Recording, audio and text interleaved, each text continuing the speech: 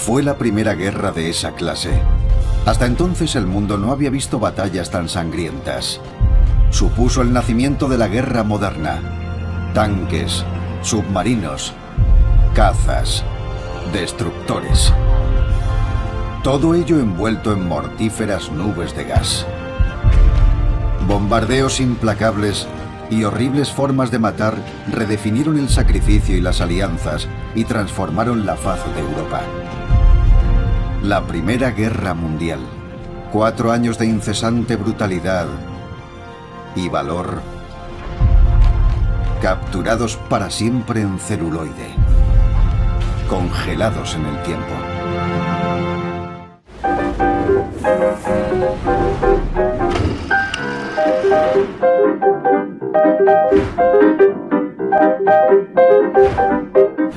Congelado en el tiempo, nuestra historia en 3D, la Primera Guerra Mundial. Estamos a principios del verano de 1914. Las tensiones políticas que han estado acentuándose durante años amenazan la quebradiza estabilidad de Europa. El polvorín está a punto de estallar. La brecha entre ricos y pobres es abismal. Los tratados y acercamientos entre unas naciones que pretendían mantener la paz las empujan ahora a la guerra. La tensión se debía principalmente a diferencias de clase, a diferencias étnicas y religiosas. Había una gran clase obrera que se expandía en Rusia, una clase obrera en Francia y la clase obrera original en Gran Bretaña.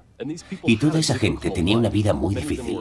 Muchos estaban muy descontentos con la situación. Vivían en la más absoluta pobreza. Y era una gran mayoría de la sociedad. El 28 de junio de 1914, el archiduque Francisco Fernando, heredero del Imperio Austrohúngaro, decide viajar a Sarajevo, la capital de Bosnia-Herzegovina. Esta región había mantenido un largo conflicto con el Imperio Austrohúngaro y cada vez mostraba más resistencia a su control. La llegada de Francisco Fernando con su esposa Sofía fue considerada por los bosnios como un insulto, especialmente porque tuvo lugar en una fecha simbólica para la independencia serbia. Un grupo de jóvenes serbios, terroristas según los criterios actuales, intentaba crear inestabilidad para conseguir la unión de Serbia y que se convirtiera en una nación-estado unificada. El mayor obstáculo era el Imperio Austrohúngaro. Asesinar al archiduque suponía avanzar hacia el objetivo de unificar a su pueblo. Francisco Fernando sabe que pueden intentar asesinarlo. Ha sido informado de varias amenazas contra su vida. Por la mañana, al salir del ayuntamiento de la ciudad, lanzan una bomba contra la comitiva. Según el relato de la prensa, el archiduque desvía heroicamente la bomba con la mano izquierda para proteger a su esposa. La visita continúa, pero desgraciadamente su chofer se pierde, y mientras intenta orientarse en las calles de Sarajevo, se para delante de Gavrilo Princip. Y probablemente Princip no da crédito, porque tiene una pistola en el bolsillo, así que la saca y asesina a tiros al archiduque y a su esposa a quemarropa. Se dice que es la chispa que desata la guerra, porque realmente hizo volar el polvorín de los tratados y alianzas que se habían establecido, el sistema de yo te rasco la espalda y tú me la rascas a mí. Cuando Austria-Hungría culpa a Serbia del magnicidio y pocos días después le declara la guerra, esa declaración de guerra obliga a Alemania a declarar también la guerra a Serbia. Los rusos salen en defensa de los serbios, con los que tienen una alianza. Los franceses tienen una alianza con los rusos y los británicos a su vez tienen una alianza con los franceses. Un acontecimiento en Sarajevo, en un rincón de Europa, se convierte en un conflicto internacional a causa de una maraña de tratados y alianzas y de fracasos diplomáticos.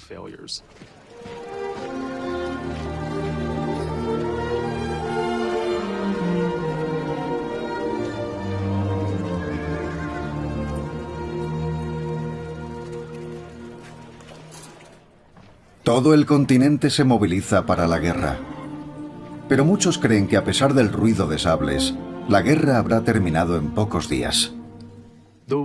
Las guerras que habían experimentado los europeos eran guerras coloniales o pequeñas disputas fronterizas dentro de Europa.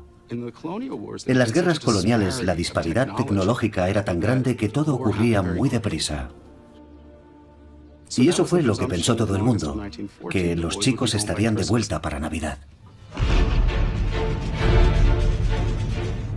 Pero la tecnología había cambiado. Esta era una nueva clase de guerra, una guerra librada por máquinas de matar. En pocos meses Europa es un gran campo de batalla, con efectos devastadores. La Primera Guerra Mundial, la Gran Guerra, como se llamó entonces, fue el principio del fin para Europa occidental, una absoluta carnicería. Murieron más de 2 millones de jóvenes alemanes, casi 1 millón de británicos, 1.300.000 franceses. Eran muchos millones de jóvenes, y las poblaciones eran mucho menores que ahora. Fue un baño de sangre que duró 4 años. Nadie está a salvo. La idea de que las guerras se libran entre ejércitos deja de tener sentido. Ciudades y población civil se convierten en objetivos militares. La técnica de conmoción y pavor es habitual. Es lo que llaman guerra total. Es la primera guerra definida por la idea de una experiencia total, de una guerra total, y de que es la primera que tiene un frente doméstico que afecta a todo. Es necesario que la población, que está en sus casas y no en el campo de batalla, tome parte en el esfuerzo bélico.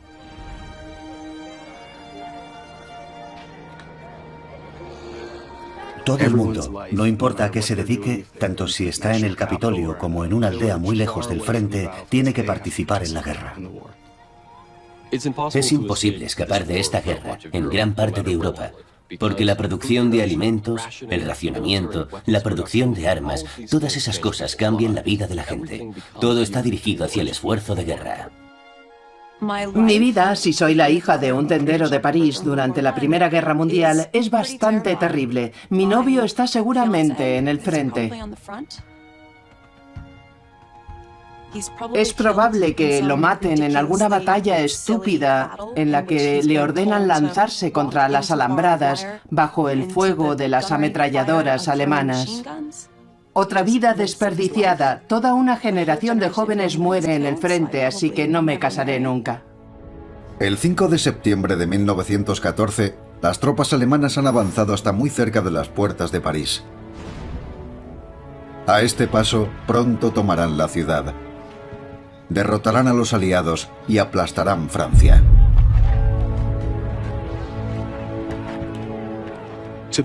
Esto es un ejemplo de lo que queremos decir con guerra total. En septiembre de 1914, las fuerzas alemanas habían invadido Bélgica y se encontraban a 50 kilómetros de París. El mando militar francés intentaba concentrar en el frente todas las fuerzas posibles de un país tan grande como Francia para la batalla del Marne. Era la primera vez que las naciones tenían que desplazar tantas fuerzas, tantos soldados a los que había que equipar, darles un uniforme, una cantimplora, un arma, munición. Era la primera vez que tenían que transportar un número tan grande de soldados y creían que podían hacerlo con las tecnologías del momento, con trenes y camiones. Pero los franceses se dan cuenta de que no tienen un sistema eficaz para transportar todas esas fuerzas al campo de batalla en las afueras de París. Y como ya sabemos, un general francés requisó los taxis. Ordenó a los taxistas parisinos que ayudaran a transportar a los soldados al frente. Y se convierte en un momento mítico de la historia de Francia, el día que los franceses fueron salvados por sus taxistas. El pueblo de París salvó París.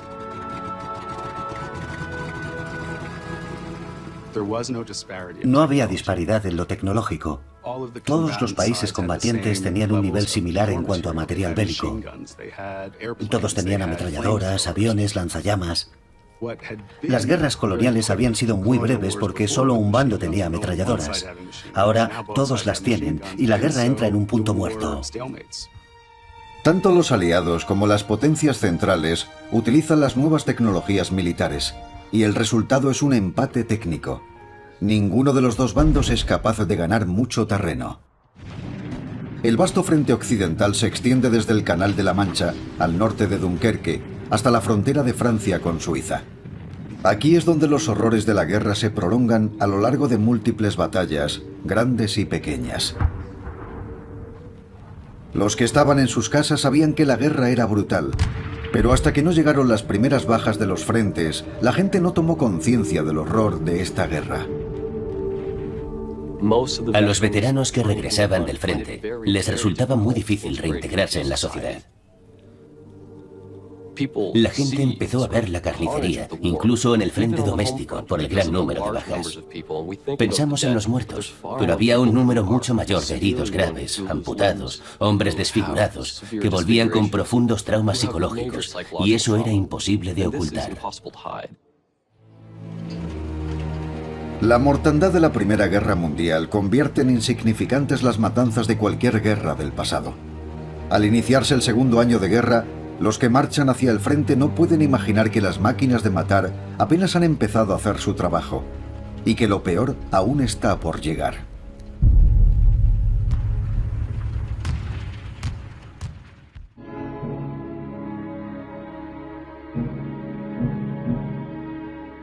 En el otoño de 1914, más de una docena de ejércitos europeos, asiáticos y norteafricanos están en guerra. Lo que se suponía que iba a ser un conflicto rápido se ha estancado. Nadie consigue imponerse. Para evitar la muerte instantánea, las tropas se entierran literalmente en un frente de cientos de miles de trincheras para protegerse del enemigo. Manteniéndose por debajo del plano de visión del contrario, los soldados están a salvo del fuego de tiradores y ataques de morteros, siempre que mantengan la cabeza baja o no reciban el impacto directo de una bomba. La vida en las trincheras es, en muchos sentidos, la historia de la Primera Guerra Mundial. Es material para una película de terror.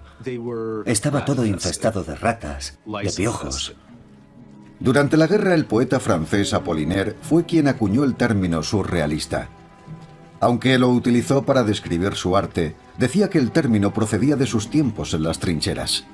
La idea de tener experiencias que no son racionales, la idea de la muerte instantánea, la idea de que no puedes hacer nada para evitar tu muerte, de que ni tu habilidad ni tu inteligencia pueden impedir que el gas se deslice por el borde de la trinchera, o que la bala de un tirador te vuele la cabeza en el momento en que la has asomado.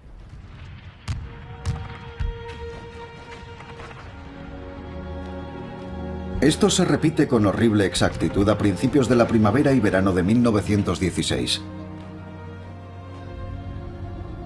Los alemanes se proponen quebrantar la moral de los franceses que defienden la ciudad de Verdún. Durante semanas llueven bombas alemanas sobre las posiciones francesas. La artillería alemana dispara más de 1 millón de proyectiles de mortero a lo largo de un frente de 30 kilómetros. Los bombardeos son casi incesantes. Mueren miles de hombres. Las trincheras están llenas de una masa viscosa, los restos pulverizados de las tropas. Los que no mueren bajo las bombas enloquecen. Tanto desde la posición defensiva como desde la ofensiva, la batalla es terrible. Desde la posición defensiva se podía resistir días, horas al menos, de bombardeo enemigo.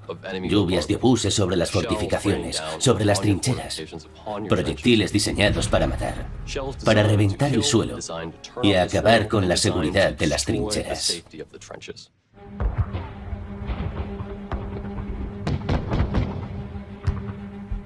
Los constantes bombardeos y descargas de artillería, en batallas que a veces duran varios días seguidos, hacen de la vida en las trincheras un infierno en la tierra. Es difícil saberlo, pero se calcula que estos bombardeos fueron responsables de un 70% de los muertos de la guerra. Tras los bombardeos solía haber una breve pausa, antes de que una avalancha de hombres surgiera de las trincheras contrarias hacia ti, a través de la tierra de nadie. Día y noche, los soldados siempre están listos para cargar. Suena un silbato y los hombres saltan de las trincheras con la esperanza de pasar más allá de la primera línea de alambradas y poder avanzar hacia el enemigo. La técnica era saltar de las trincheras, lo que significaba que para lanzar una ofensiva los soldados tenían que trepar a la superficie y correr hacia las posiciones enemigas a través de lo que se conocía como tierra de nadie. La tierra de nadie estaba repleta de cadáveres, raíces de árboles, cráteres de obuses, alambradas de espino. Era un lugar realmente inhumano. Y tenías que atravesar a la carrera la tierra de nadie con la esperanza de capturar las trincheras contrarias. En muchos casos era la muerte segura. Los pocos soldados que conseguían llegar hasta las trincheras enemigas tenían que librar brutales combates cuerpo a cuerpo, a menudo con bayonetas y cuchillos.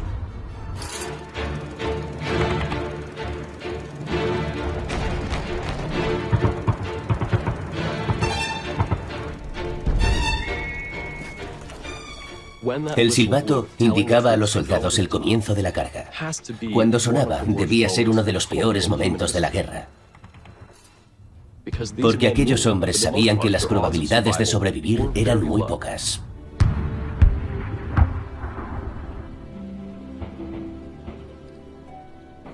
Luchaban contra gente como ellos.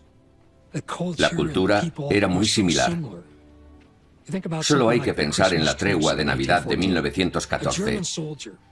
Un soldado alemán cruzó la tierra de nadie y dejó un trozo de pastel de chocolate ante las trincheras británicas con una nota.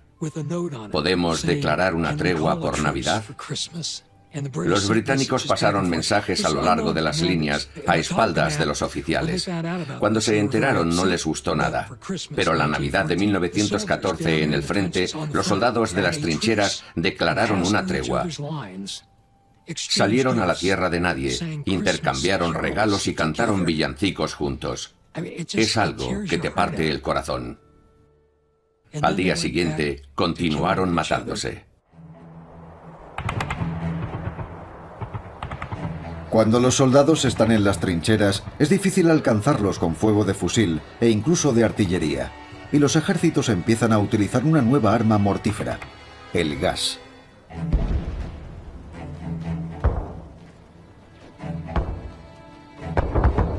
Tanto el gas cloro como el gas mostaza se deslizan por el suelo. Se vierten en las trincheras matando, cegando o asfixiando a quien encuentran en su camino.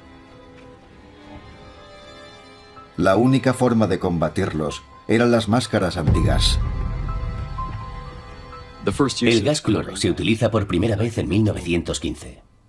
Hace que se acumulen mucosidades en los pulmones y en esencia el individuo se ahoga con esas mucosidades que llenan sus pulmones. No es un arma particularmente eficaz, porque es muy fácil ponerse una máscara de gas, un trapo. Había muchas cosas con las que protegerse del gas cloro. Pero según avanza la guerra, los alemanes pasan al gas mostaza. El gas mostaza ataca todo el cuerpo, la piel, las mucosas de la nariz, la boca, el sistema respiratorio. Para protegerse hay que sellarse las mangas y evitar que haya piel expuesta, además de la máscara antigas. Una vez diseñadas las máscaras de gas y distribuidas masivamente entre los soldados de las trincheras, el gas demostró ser letal, pero no tan devastadoramente letal como esperaban. Los soldados se ponían sus máscaras rápidamente y sobrevivían a los ataques. Pero ni siquiera el gas venenoso podía hacer nada contra la siguiente arma de guerra que hizo temblar los campos de batalla europeos: el carro de combate.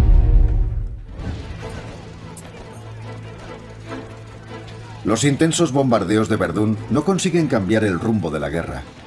Ambos bandos sufren terribles pérdidas, pero los frentes apenas se mueven. Se vuelve a emplear la tecnología para crear un arma de destrucción. Un arma capaz de ayudar a avanzar con menor riesgo a las tropas de las trincheras: el tanque. Apenas alcanzaba los 5 kilómetros por hora, pero podía atravesar alambradas y resistir el fuego de ametralladoras. Las averías eran comunes, se hundía en el barro y se atascaba en cráteres de obuses y trincheras. Su aparición siempre era saludada con entusiasmo por los soldados. El tanque surge como una combinación de los tractores con el armamento militar. La idea es crear un tractor equipado con armamento, cañones, ametralladoras. Y lo que hacen es esa especie de plataforma móvil que puede cruzar la tierra de nadie y proporcionar protección a la dotación que va dentro y un escudo a los soldados que van detrás. Es como una trinchera portátil. Al principio eran trampas mortales. Cuando se incendiaban era como asarse dentro de una lata. Las orugas de aquellos primeros tanques daban la vuelta a todo el vehículo. Era un diseño muy rudimentario. Pero al final de la guerra ya había lo que reconocemos como un carro de combate moderno, con una torreta giratoria encima con un cañón. Las orugas ya no envuelven el vehículo. El blindaje es mucho mejor. La velocidad y la movilidad han mejorado enormemente en 2 años. Es un ritmo de desarrollo impresionante. Estas armas se utilizaron con una eficacia devastadora el 1 de julio de 1916 en la batalla del Somme, en Francia. Las fuerzas británicas sufrieron las mayores pérdidas en un solo día de su historia. Douglas Haig, que era el comandante, perdió 57.000 hombres el primer día de la batalla del Somme, entre muertos y heridos, y dijo, bueno, son unas pérdidas razonables. Mientras las tropas se matan en los frentes terrestres, una batalla diferente tiene lugar en los mares y bajo su superficie. Las rutas marítimas entre Europa y Gran Bretaña se convierten en el escenario de batallas entre poderosos acorazados de vapor fuertemente armados. Pero el auténtico terror no lo experimentan los que avistan un barco, sino el periscopio de uno de los nuevos submarinos alemanes, los llamados U-Boot. El submarino es uno de los símbolos más relevantes de la innovación en la Primera Guerra Mundial. Una especie de asesino invisible que se desliza bajo el mar y puede destruirte con un torpedo silencioso que no ves hasta que es demasiado tarde.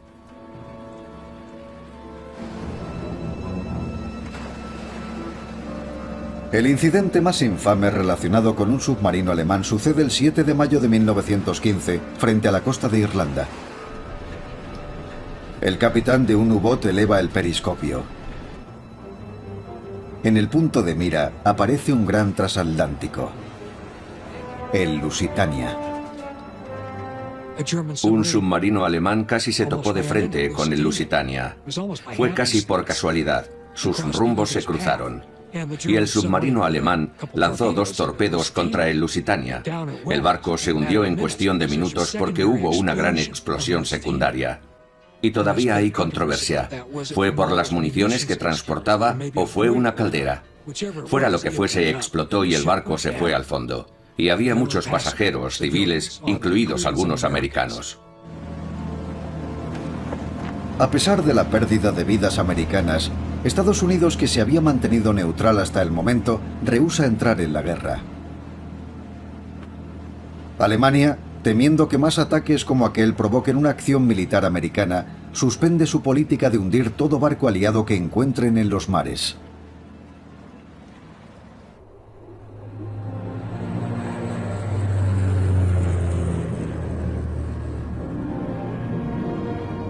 Pero lo que ocurre en los cielos es muy diferente. En el aire se libran varios nuevos tipos de guerra, a veces con una precisión mortal. Las tripulaciones de los dirigibles escudriñan el terreno en busca de movimientos de tropas y lanzan sus bombas. Se despliegan globos aerostáticos para observar las posiciones enemigas, y los aviones capturan la imaginación de todo aquel que los ve. Si pensamos en el hecho de que pasamos de no poder volar a tener máquinas de matar voladoras plenamente funcionales en 10 años, es asombroso. Y por eso no sorprende que mucha gente no pensara que los aviones iban a ser la tecnología dominante en el aire. Muchos creían que los dirigibles serían una tecnología mucho más importante. Podían transportar más peso, lanzar más bombas. Pero eran lentos y difíciles de maniobrar y bastante fáciles de derribar. La idea que tenemos de la Primera Guerra Mundial con el Barón Rojo y los combates aéreos es un reflejo del hecho de que los bombardeos aéreos no eran muy eficaces. Los aviones no podían cubrir grandes distancias y los pilotos no sabían cómo acertar en los objetivos. Con todos aquellos aviones, solo tenían la capacidad de combatir entre ellos en el cielo. Y así, lo que en realidad es una visión romántica de la Primera Guerra Mundial, los combates aéreos, es el producto del fracaso de los bombardeos aéreos. Uno de los principales problemas es que los pilotos tienen que disparar sus ametralladoras lateralmente desde la cabina del avión en pleno vuelo. Pero cuando se inventa una ametralladora que puede disparar hacia adelante a través de las palas de la hélice, el aire se convierte en un medio mucho más peligroso. Y por desgracia para los aliados, los alemanes son los primeros en desarrollarla. El mecanismo sincronizador de la ametralladora se prueba en abril de 1917, conocido como el Abril Sangriento. Durante los intensos combates aéreos que tienen lugar en el frente occidental, los cazas alemanes abaten 245 aviones británicos, matando a más de 200 aviadores. Eran como los caballeros del aire. Era el único medio en el que parecían sobrevivir los gloriosos combates de uno contra uno. Sin embargo, la esperanza de vida era extremadamente corta. No tenían apenas entrenamiento. Era una forma horrible de morir. Pero desde tierra parecía romántico, y muchos pilotos se sentían héroes. Y lo eran para todos los que se maravillaban de que aquello fuera posible. Al iniciarse el tercer año de guerra, el sangriento empate se ha cobrado un terrible precio en ambos bandos, en tierra, mar y aire. Pero la situación va a cambiar, porque van a llegar los yanquis, y el ejército de Estados Unidos va a imprimir un cambio de rumbo a la guerra.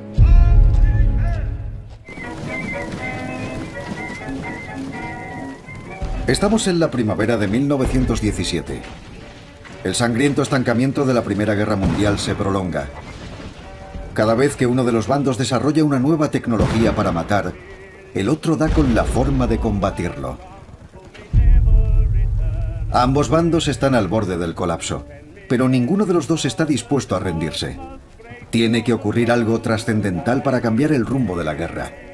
Y en los primeros meses de 1917, Alemania lo hace. Se hace público un telegrama secreto en el que Alemania ofrece ayudar a México a recuperar los territorios arrebatados por Estados Unidos a cambio de su apoyo en la guerra. A continuación, los submarinos alemanes hunden 7 barcos mercantes americanos cerca de Inglaterra. Incluso para el presidente Woodrow Wilson, partidario convencido de la no intervención en la guerra, esta vez es demasiado. Hasta ese momento, la mayor parte de la nación también está en contra de la guerra. Así lo manifiesta una canción muy popular de 1915, Yo no crié a mi hijo para ser soldado.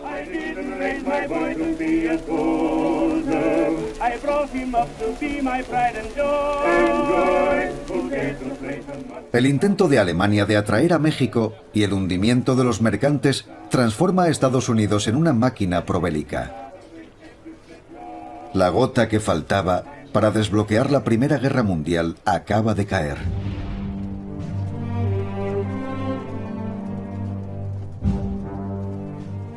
Hay una palabra que resume el efecto de la llegada de los americanos, y es moral.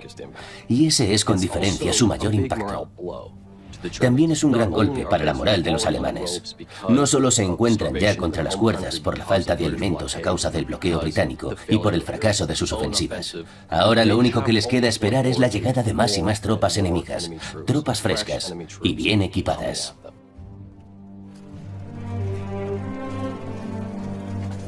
El presidente Wilson ordena la movilización. Se presentan más de 23 millones de hombres. 2.810.296 soldados sirven en las Fuerzas Armadas durante la guerra.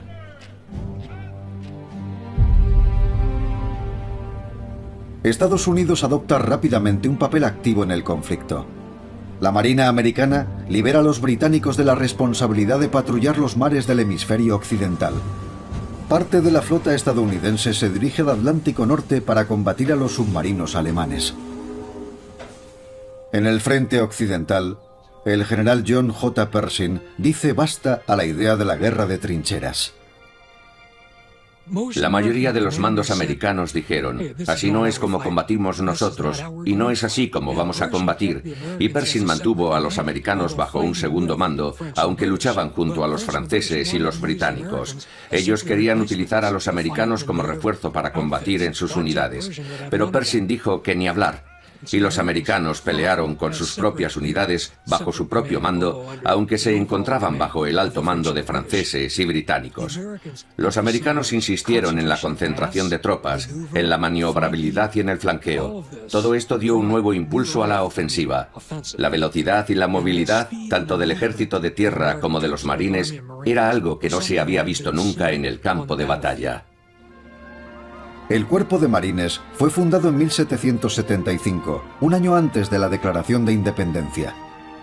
Fueron entrenados para ser una fuerza militar armada transportada por mar, lo que la convertía en una formidable unidad de intervención rápida. Los soldados alemanes del frente decían que eran tan letales como sus mejores fuerzas de asalto. En un principio, la llegada de las fuerzas americanas no fue tan numerosa como para cambiar el curso de la guerra. Pero para el invierno de 1917-18, el peso de las tropas americanas ya es decisivo para inclinar la balanza y hace que la derrota de Alemania y Austria-Hungría sea más que inevitable. En Beló los alemanes estaban bien atrincherados en el bosque y había unos campos de trigo abiertos que había que atravesar. Cuando llegaron los marines, se encontraron a los aliados en plena retirada y uno de los comandantes franceses dijo a un capitán de los marines que se retiraran. El capitán contestó, ¿retirarnos si acabamos de llegar?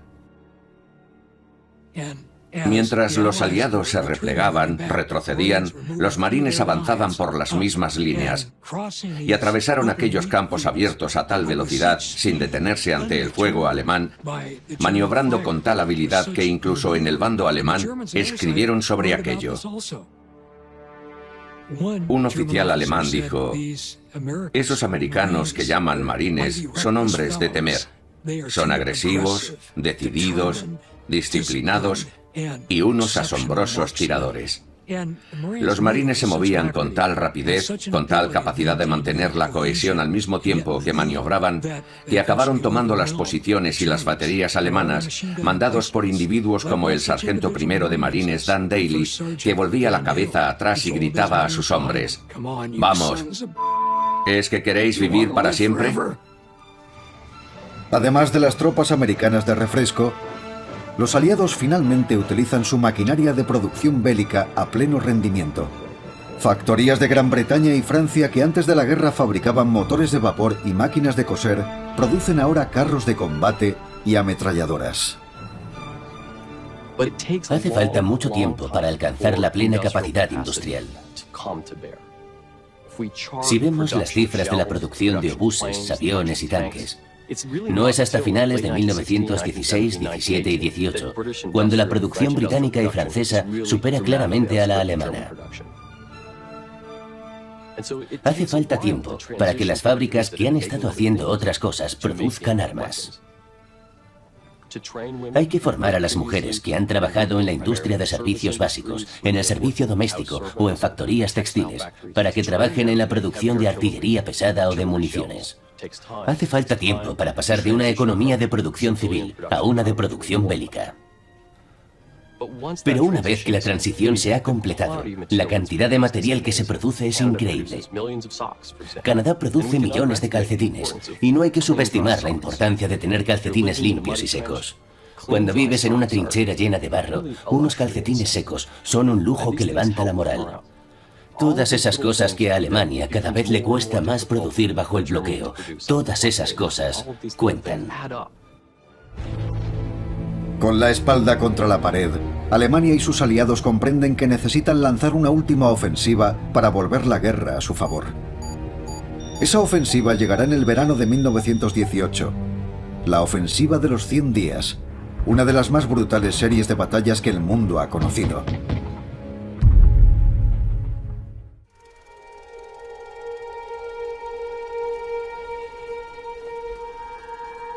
Siguen llegando tropas americanas a Europa Occidental y Alemania sabe que tiene que hacer algo drástico para ganar la guerra. Lo hace en marzo de 1918, cuando las fuerzas alemanas lanzan una ofensiva masiva en el frente occidental, en el valle del río Somme, en Francia. Las tropas alemanas están apenas a 80 kilómetros de París. El mariscal Ferdinand Foch, líder del ejército francés, asume el mando de las fuerzas armadas. Las tropas de Foch, con el apoyo de 85.000 soldados americanos, lanzan una furiosa contraofensiva. La segunda batalla del Marne es una ofensiva alemana cerca del lugar donde se libró la primera batalla del Marne en 1914. Fue un intento de dividir las líneas británicas y francesas y capturar París. Los alemanes no consiguen avanzar mucho, los británicos y los franceses tampoco, y al final es una más de una larga lista de carnicerías inútiles. La idea es utilizar las tropas más eficaces con el mejor armamento pesado, moverse con rapidez e intentar proteger las vías de suministros para mantener la capacidad ofensiva. De hecho, este ha sido el problema durante toda la guerra. Pero cada vez que se producía un avance considerable, no había forma de seguir con la rapidez suficiente. Los aliados tienen 414 tanques y 120.000 hombres. En 6 horas avanzan casi 12 kilómetros en un territorio tomado por los alemanes, un día que se recordará como el Día Negro del ejército alemán. Para hacernos una idea de la desmoralización en las filas alemanas durante la ofensiva de los 100 días, 4 divisiones son responsables de aplastar a docenas de divisiones alemanas. Y no se debe solo a que las tropas británicas son superiores, que lo son. Es que las tropas alemanas a las que se enfrentan ya no están dispuestas a pelear como al principio de la guerra. Durante la última semana de agosto, la presión aliada a lo largo del frente de 110 kilómetros no cesa. Los bombardeos son constantes, las trincheras rebosan con los cuerpos de los muertos. Los alemanes pasan semanas sin dormir, muchos se marchan, arriesgándose a un consejo de guerra o a recibir un disparo. Para ellos realmente ya no hay ninguna diferencia. Durante el mes de agosto, más de 100.000 soldados alemanes son hechos prisioneros. Se rinden tantos alemanes que las tropas aliadas tienen dificultades para encontrar lugares donde encerrarlos. Desmoralizados por los incesantes ataques y por la llegada constante de tropas americanas de refresco, para los alemanes cada día que amanece parece ser el último. Como pasa con todo, el fin de una guerra se debe a diferentes razones. El avance alemán se había estancado. La pérdida de vidas en Alemania era terrible y había una creciente resistencia a la guerra. Y la población no podía seguir manteniendo una guerra en 2 frentes. Había una resistencia interna, política, con el ascenso del movimiento republicano en Alemania que quería el fin de la guerra. De modo que la guerra no termina con un disparo, o en un momento determinado, o por una causa.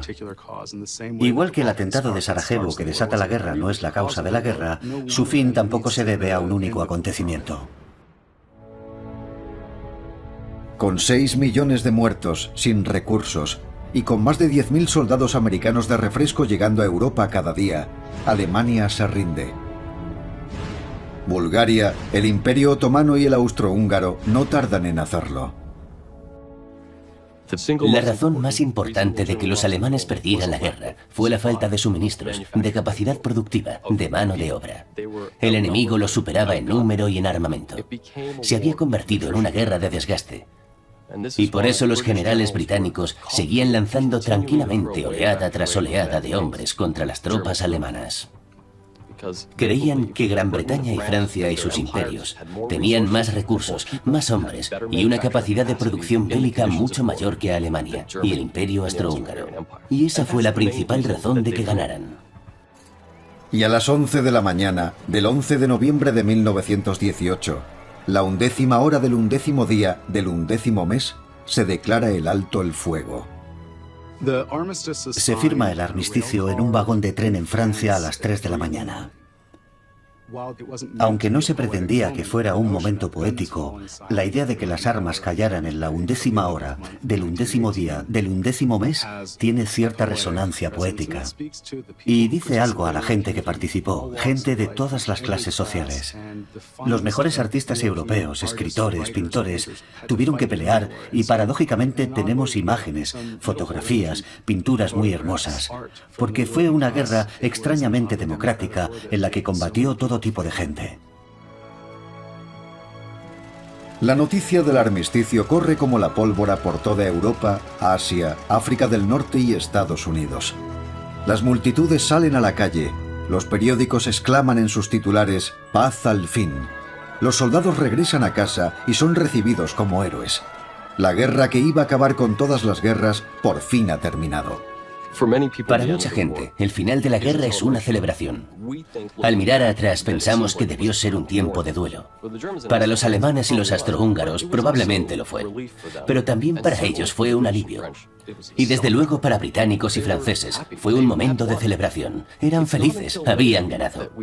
Pasa un tiempo hasta que se empieza a ver la guerra como algo mucho más sombrío, más inútil. Y muchos veteranos, cuando regresan, se sienten decepcionados por esa reacción. Ellos sienten que lo que han hecho es algo importante y que sus sacrificios han servido para algo. Los amigos que han perdido, las heridas que han sufrido, sienten que lo han hecho por una razón. Y la creciente sensación de que no había sido así es muy difícil de encajar. Así que no es correcto, supongo, pensar que todo el mundo tuvo una experiencia negativa en la guerra. Creo que mucha gente, aunque no disfrutara con la guerra, sintió que había hecho algo importante. Uno de los hechos que empañan el fin de la guerra es el caso de los soldados que murieron poco antes del cese de las hostilidades o unas horas después. Las líneas de comunicación no siempre funcionaban como debían. Y a las 11, en el momento en que callaron las armas, en algunos lugares todavía se estaba combatiendo. Mientras una Europa devastada contempla la destrucción con espanto, ya se está preparando el terreno para otra guerra mundial. La desatará un cabo alemán herido 2 veces en la guerra, Adolf Hitler.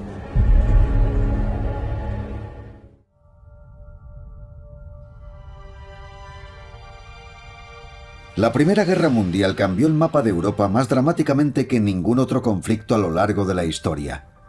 4 imperios desaparecieron: el alemán, el austrohúngaro, el otomano y el ruso.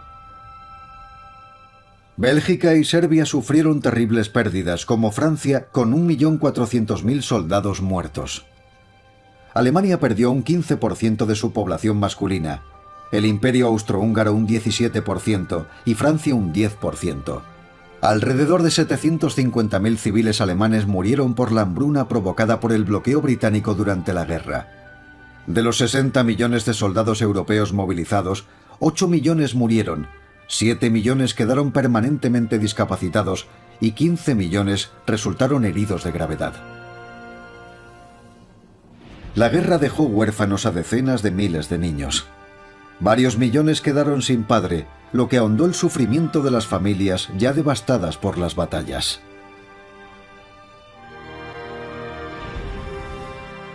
El 28 de junio de 1919 se firma el Tratado de Versalles, poniendo fin oficialmente a la guerra.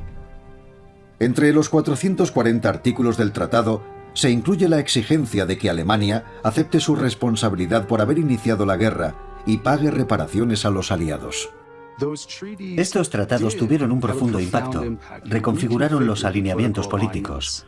Lo que antes eran monarquías y autocracias se convierten en repúblicas. Woodrow Wilson quería que el mundo fuera un lugar seguro para la democracia, pero irónicamente se convirtió en un lugar seguro para el comunismo soviético y el totalitarismo fascista. La Gran Guerra consiguió muy poco y de hecho en parte crea las condiciones que llevarán a la Segunda Guerra Mundial. El Tratado de Versalles castigaba muy duramente a Alemania con la ocupación de territorios y las reparaciones exigidas por los aliados causaron un gran resentimiento. Un joven cabo que había sido herido 2 veces durante la guerra tomó buena nota de lo que había perdido Alemania. Aquel cabo se llamaba Adolf Hitler. Adolf Hitler era uno de aquellos soldados que habían pasado 4 años en el frente, de 1914 a 1918. Fue herido 2 veces y 2 veces fue condecorado con la Cruz de Hierro. Ya entonces había soldados alemanes en las trincheras que decían: ese Adolf siempre está hablando de política. Y durante sus permisos veía que en la retaguardia la moral estaba cayendo aún más que en el frente entre los soldados alemanes. Hitler es un buen ejemplo de alguien para quien la guerra fue una experiencia valiosa. Él sentía que estaba luchando por algo importante. Su bando perdió, y eso motivaría muchas de las cosas que hace en el futuro. Y el hecho de que eso le motive nos indica hasta qué punto era valiosa para él la guerra. En aquella guerra importaba ganar.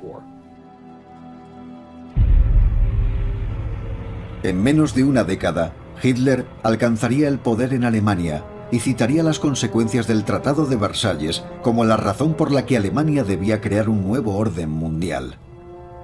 Sería el Tercer Reich.